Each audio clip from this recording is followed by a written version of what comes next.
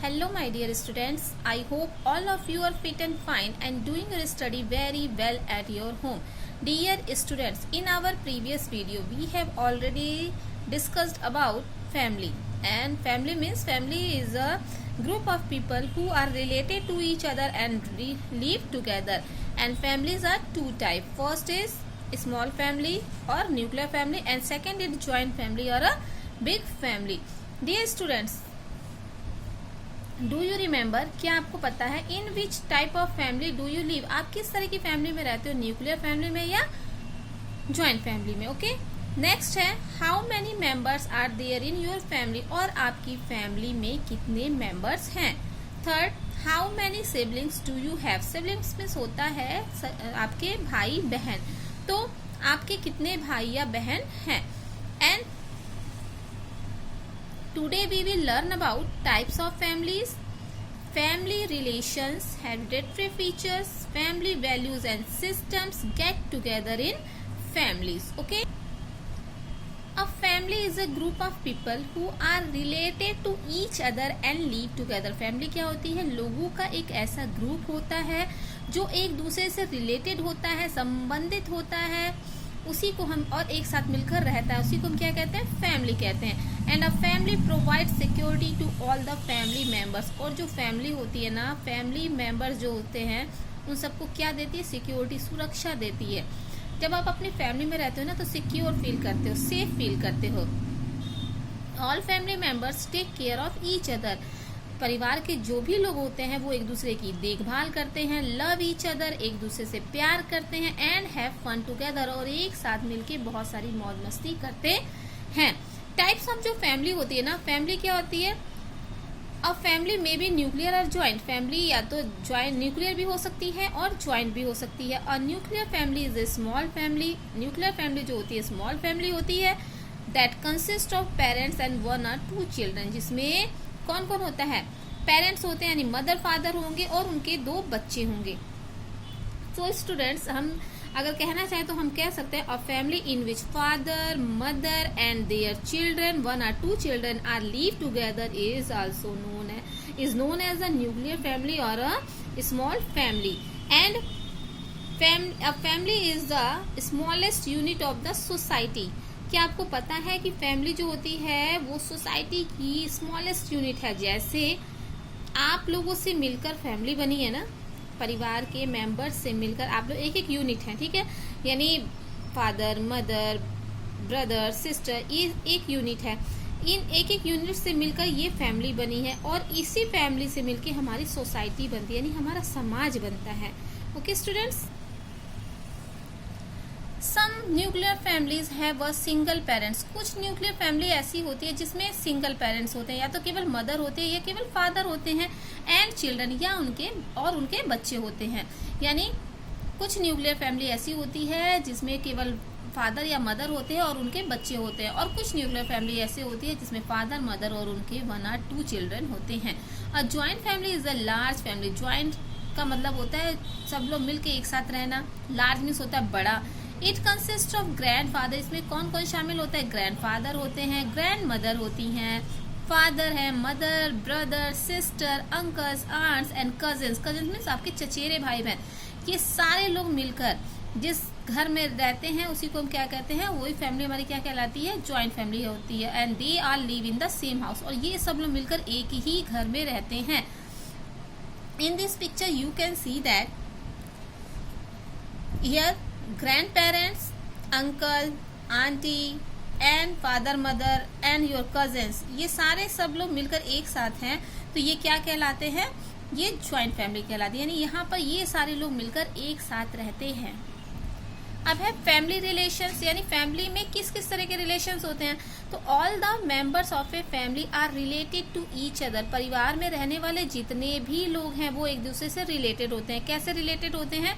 All the relatives on your father side, यानी आपके father के साइड के, पापा के घर के जितने भी लोग होते हैं वो आपके क्या कहलाते हैं? Are your paternal relatives. वो आपके जो होते हैं फादर की फैमिली के लोग वो आपके पैटर्नल रिलेटिव्स कहलाते हैं. और all the relatives of your mother side, और मम्मी की साइड के, मम्मी के परिवार के जितने भी लोग होते हैं वो आपके क्या कहलाते हैं? Maternal relatives. So all the relatives of mother side is known as the maternal relatives and all the relatives of the father side is known as the paternal relatives.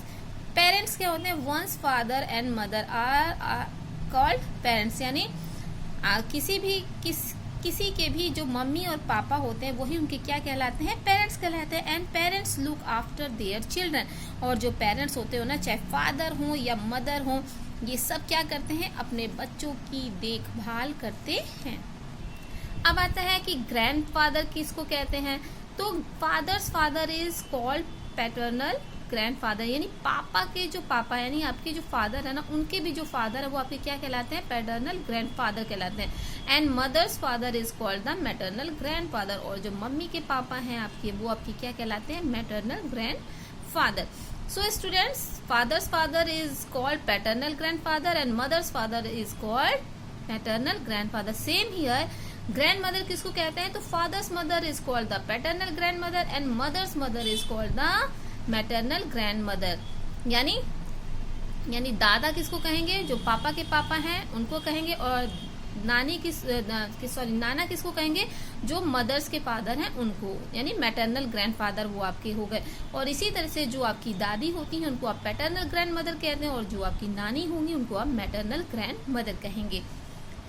Here uncle किसको कहते हैं? तो the brothers of once father, यानी mummy हो या पापा हो, उनके जो भाई हैं वो आपके क्या कहलाते हैं? अंकल कहलाते हैं. यानी चाहे मदर के ब्रदर हो, चाहे फादर के ब्रदर्स हो, वो सभी आपके क्या कहलाएंगे? अंकल कहलाएंगे. और इसके अलावा the husband of one's parents sister, यानी आपकी मम्मी की जो बहन है या आपके पापा की जो बहन है, उनके जो हस्बैंड होंगे वो भी क्या कहलाएंगे? आपके अंकल कहलाएंगे. तो अंकल कौन कौन कहलाएंगे?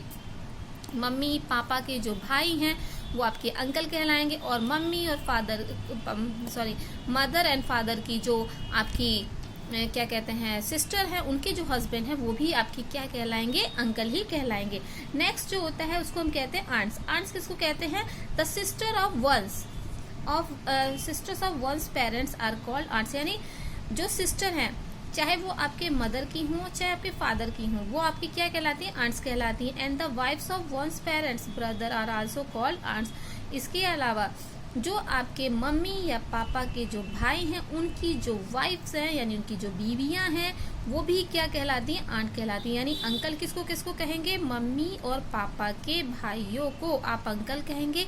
इसके अलावा मम्मी पापा की जो बहनें हैं उनके जो हस्बैंड्स हैं उनको भी आप अंकल कहते हो. आंटी किसको कहते हो? जो आपके मम्मी और पापा की सिस्टर्स होती हैं उनको आप आंटी कहते हो, आंट्स कहते हो. और इसके अलावा जो आपके मम्मी और पापा के जो ब्रदर्स होते हैं उनकी जो वाइफ्स होती हैं उनको आप आंटी कहते हो. कजिन्स किसको कहते हैं? कजिन्स का मतलब होता है the children of one's aunts and uncles are called cousin. यानी आपके अंकल, आपके जितने भी अंकल हैं, कौन अंकल हो गए? फादर और मदर के जो ब्रदर हैं, या इसके अलावा जो आपके क्या कहते हैं? फादर और मदर के जो सिस्टर है उनके जो हस्बैंड है वो सभी आपके क्या कहलाते हैं? अंकल कहलाते हैं. और आंटी किसको कहते हैं? यानी आपकी फादर और मदर की जो सिस्टर हैं और आपके फादर और मदर के ब्रदर की जो वाइफ्स हैं उनको आप क्या कहते हो? आंटी कहलाते हो. तो ये जितने भी अंकल और आंटी यानी जिसको अगर हम कहना चाहें तो हम कह सकते हैं चाचा चाची, मामा मामी, इन सबके जो बच्चे होते हैं ना वो आपके क्या कहलाते हैं? कजन्स कहलाते हैं. And they are fun to be with. और ये सब मिलकर एक साथ क्या करते हैं? खूब ही फन करते हैं, मौज मस्ती करते हैं. ओके स्टूडेंट्स, आप भी अपने नाना नानी के यहाँ जाते होंगे, दादा दादी के यहाँ रहते होंगे, तो आपके बहुत सारे कजन्स होंगे जिनके साथ आप लोग मिलकर बहुत खूब सारी मौज मस्ती करते होंगे. Family tree, it tells us about the members of a family. अगर हम अपने फैमिली मेंबर्स को शो करना चाहें तो हम एक फैमिली ट्री बना सकते हैं और उसके द्वारा हम अपने फैमिली मेंबर्स के बारे में बता सकते हैं. और family can be divided into generation. जो फैमिली होती है ना वो पीढ़ियों में बटी होती है, जनरेशन जिसको हम कहते हैं उसमें डिवाइड होती है. A generation consist of people born around the same time in a family. Generation का मतलब क्या होता है? यानी एक निश्चित समय में जो जन्मे हुए जितने भी लोग होते हैं एक समय में जो हुए वो रहते हैं, एक ईयर में 2 साल के अंदर जितने होते हैं, यानी सेम एज ग्रुप के जो लोग होते हैं ना वो जनरेशन कहलाती है. फॉर एग्जाम्पल के लिए अगर हम अगर देखें तो जैसे कि आप हैं, योर सिबलिंग्स आपके जो भाई बहन है, एंड कजन्स आपके जो चचेरे भाई बहन है, belongs to the youngest generation. ये सब मिलके क्या बनाते हैं? यंगेस्ट जनरेशन बनाते हैं। यानी आप हैं, आपके जो सगे भाई बहन है, या आपके चचेरे भाई बहन है, ये सारे मिलके किस जनरेशन में आते हैं? यंगेस्ट जनरेशन में आते हैं। एंड योर पेरेंट्स, इसके अलावा जो आपके मम्मी पापा हैं, उनके जो भाई बहन है, सिबलिंग्स है, एंड उनके जो कजन्स है, belong to the generation before you, यानी वो आपसे पहले की जनरेशन है, ठीक है। और your grandparents belong to the previous generation of your parents, और जो आपके दादा या दादी हैं वो आपके मदर फादर से पहले की जनरेशन के लोग हैं, तो वो उनसे पहले की जनरेशन हो गई। तो जो फैमिली ट्री है ना, वो जनरेशन पर डिपेंड करती है। जैसे मान लीजिए फर्स्ट जनरेशन में आपके दादा दादी हो गए, ठीक है, फिर सेकंड जनरेशन में आपके मदर फादर अंकल आंटी हो गए, इसके बाद से नेक्स्ट जनरेशन में आप हो गए, आपके कजिन्स हो गए, आपके सिबलिंग्स हो गए, ठीक है स्टूडेंट्स। तो इस तरह से जो फैमिली ट्री है उसको हम जनरेशन के थ्रू भी समझा सकते हैं। Okay students, that's all for today's EVS class. We will meet again in the next video. Till then, stay home, stay safe, and thanks for watching.